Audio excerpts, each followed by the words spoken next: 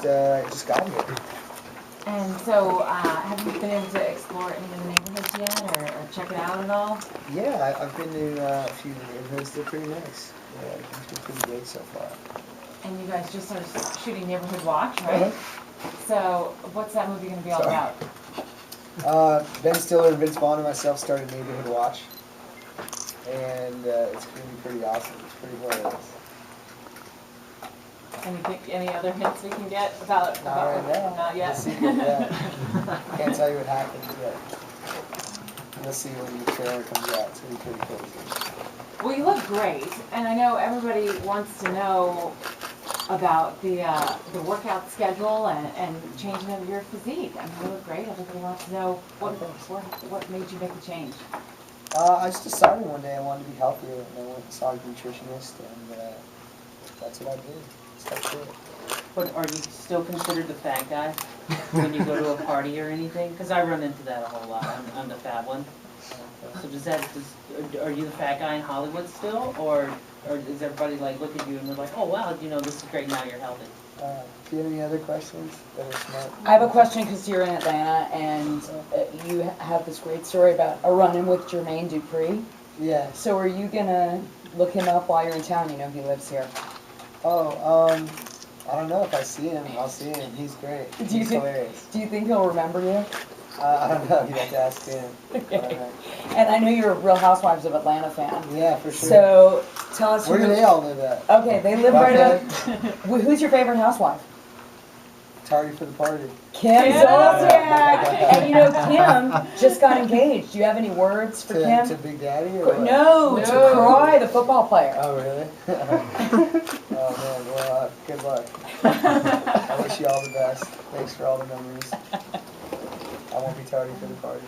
So have you been happy so far with how Moneyball's been doing? It's been, pulling in a pretty decent amount of cash so far. Yeah, I mean, I don't really think about how much money a movie makes, really, especially a movie like that, where it's really not about making a bunch of cash. This is not Lord of the Rings, yeah. Well, no, not even that. Lord of the Rings is a great movie. I think you can't make a movie because you think it'll make a bunch of money. I made Moneyball because I thought it would be a beautiful movie, and I'm really proud of it. And everything that could have come from it for me has already come. As far as being viewed in a different way, or being able to do different kinds of movies. It's been really great. About Allen Gregory, how did you go about pitching this to Fox, and how hard was it to get them to make it into a show? Well, we didn't pitch it, we just wrote it on spec, which means you just write it for free and hope someone buys it. But Fox had asked me to be the voice of an animated show, and I said, if I'm the voice of an animated show, you probably wouldn't want to put a show that I created on the air. And they said, well, you haven't created a show. And I said, well, give me a minute. And I went to Jared and Andy, my co-writers, and we wrote this in about 3-4 weeks and came back to them, and they bought it, and a couple years later we're on After the Simpsons. Very excited. So you're working with Ben Stiller.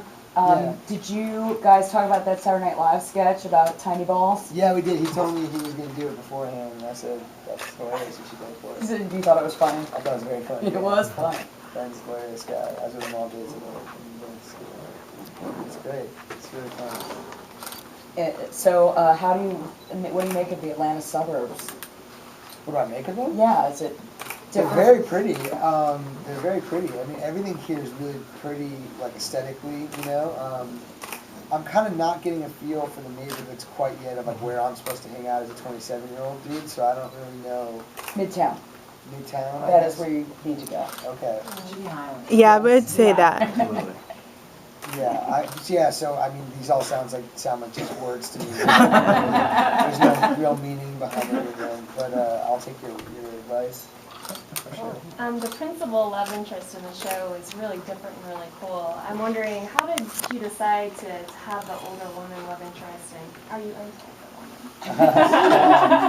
That's a great question. Well, we pride ourselves on the fact that we are the only show probably ever and will ever be on television with the love story being between a 7-year-old and an 80-year-old.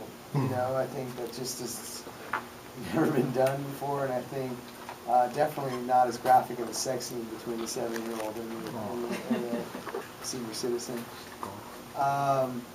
We just thought it'd be funny if he was into the most unexpected person, and then he's really mean to the teacher who's really beautiful, played by Leslie Mann. Gina. We thought it's funny that she's this like aesthetically perfect, charming woman, and he's so mean to her, and he's so into this crabby old, gross-looking woman that we just found it made him more interesting. It just made kind of tells you a lot about this weird guy. You know, he's in love with this old woman, and his love sees no age, specifically age. Excuse me. So you've done some voice work before in like Megamind and How to Train a Dragon, but was it much more difficult to do voice acting for a TV show compared to traditional acting? No, the only difference here is that we wrote this stuff, you know, myself and Jared and Andy and the writers. So to me, this has been the most, not personal because it's nothing like my life or anything, but the most I've put into this and 21 Jump Street are the two things I've put the most of myself and time and years of my life into. So the outcome and the reception is important to me because it's something that I put a lot of my own time and energy and words into. There was this feud with Matthew Morrison that you talked about on Jimmy Fallon. Is that still going on? Yeah, well, he said he wanted to throw down on Jimmy Fallon, so I guess we're going to box next time I see him. Seriously? No, I don't care. He seems awesome. I was totally like, I thought it was funny, so I was just calling him that. I thought the stories were real, but it's all in fun. I could, you know, I'm sure he would care less than I could care less. And he was cool to make that video back. It was funny. That being said, you know, it's on. So if you saw him in a bar, are you guys hanging out or are you brawling? No, I'd go say hi to him, see Yeah. what was up, ask him why he said that stuff. Yeah. I'm sure he's a great guy. That was like more of a joke than anything else. I thought it was funny. It was very funny. One more question. Why did you decide to have the screening at Georgia Tech instead of any other university in Atlanta or Georgia? Is Tech more awesome, or? I don't know. They just asked me. I said I'd like to do a college screening in Atlanta, and Georgia Tech is where they told me I was going. So I'm proud to be here. That's all I know. So, as we know, you're a huge Simpsons fan, and The Simpsons is so well known for having all kinds of celebrities either play themselves or be on the show. Is that something we're going to expect on Allen Gregory? And if so, who's on your wish list? I don't know. I think we may have some people guest star, like Elizabeth Banks, Jeff Goldblum are on this season. Elizabeth Banks, Jeff Goldblum are guest stars this season. They don't play themselves though. I don't know. We just like having people we think are funny and interesting come on the show. It's not really about just trying to get famous people on the show. It's more about if we write a funny character, who would be a cool actor or actress that we would love to see play them.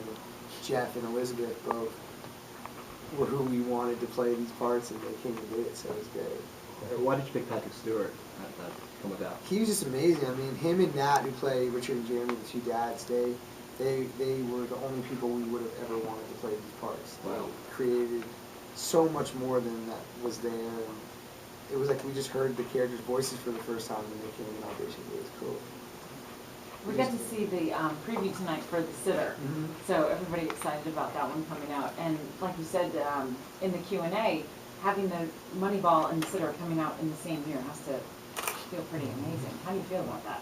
It's great. I mean, it's incredible, you know. I think I'm starting to have a really diverse career, and that to me is all I could ever ask for, you know, to have, in 3 months, have Moneyball, Allen Gregory, and The Sitter come out is really unique and cool. I don't know a lot of actors or performers or writers who have 3 things that are so different from one another, you know? Like, if you watch Moneyball and The Sitter, it's like the performances are unrecognizable from each other, and I think that's really cool. That's all you could ever want to do as an actor, you know?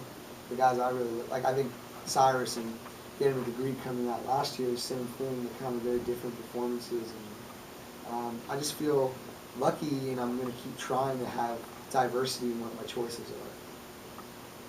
Just try and keep it different and challenge myself. Last question?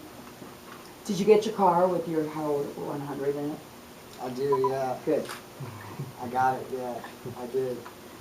I tell you, that's the only thing I put in my contract. Whoa, whoa, whoa, stop the clock. Yeah. You better get that. Yeah, they got it. They always think they got that.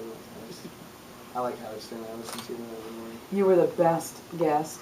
Oh, Did you have it's the cool. best time? I did have the best time. Yeah, I'm such a big fan of that show and him. And like I said when I was on the show, it's like hanging out with a group of really funny people, but you don't have to contribute to the conversation at all. You just get to listen and be a part of the gang, but not have to actually focus or be funny. You can just watch him and go. Who surprised you the most when you were there, as far as like meeting the? Cause Are you a big fan? Insane. Okay.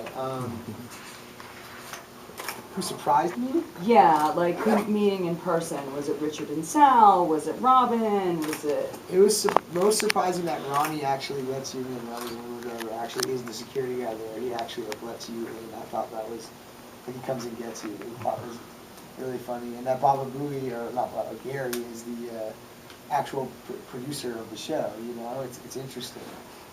Like my publicist, when they call to like try and get you on the show or vice versa, Gary's the one who makes the actual phone call, but I know him as this like Character, you on know, the horse show. tooth, you know, jokester. Your words, not mine. Well, I mean, I know the guy now. that's just like isn't that his website, Horsetooth Jackass, or that's like part of it, something. Now. He's great. I couldn't believe that the characters on the show are actually like. This is only not exciting to anyone. To me, I'm like, totally yes, lost in this conversation. But you revealed a whole lot on there. Do you still? Did you get that phone when you were talking about having the phone? On the phone number that you have that you answer. Yeah. Is that because of your love of phony phone calls? No, that was just a cool way to talk to fans. Okay. Babysitter, yeah. All right, thanks. Great.